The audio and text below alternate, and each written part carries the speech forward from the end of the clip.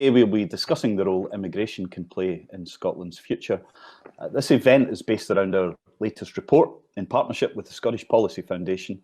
And I think it's one of the best pieces of work we've produced. I'm sure Alison would agree with me on that. It's called Entry Points, Making a Success of Immigration to Scotland. The facts are stark. Without a certain level of immigration, Scotland's working age population is projected to decline over the next 25 years. The number of Scots in the 65 to 74 age group is expected to increase by 17%, and the number aged 75 and above to rise by 79%. The report's author, Heather Macaulay, who joins us from Wellington in New Zealand today. I see Heather as a sort of expert policy minstrel, travelling from court to court, sorting stuff out with her vast toolkit before moving on to the next challenge. She is a former senior civil servant whose roles have included being policy advisor to two New Zealand Prime Ministers from 2001 to 2012, during which time she advised on a root and branch review of immigration policy and delivery, as well as a wide range of related economic and social policy issues. Heather also worked as a senior civil servant in the Scottish Government from 2012 to 2016, and she also did her time at Westminster.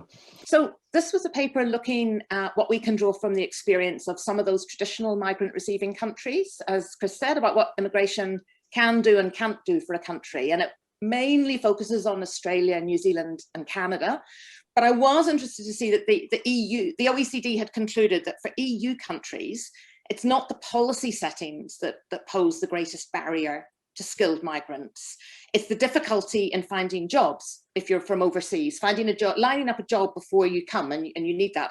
And actually the difficulty for firms in recruiting internationally, especially for smaller firms, or perhaps firms that only need to do it occasionally or for one occupation within their structure.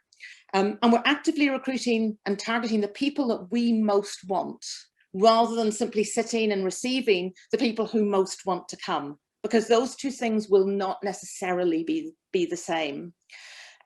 So I guess, thinking about what are the skills needed, I think particularly by groups of small firms in a particular region or communities.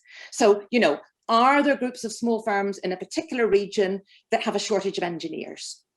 If so, where in the world are there engineers where you might reasonably expect there are, if you like, push factors? Maybe their wages and conditions are not as good, and maybe there's other reasons why people are tending to emigrate from that part of the world.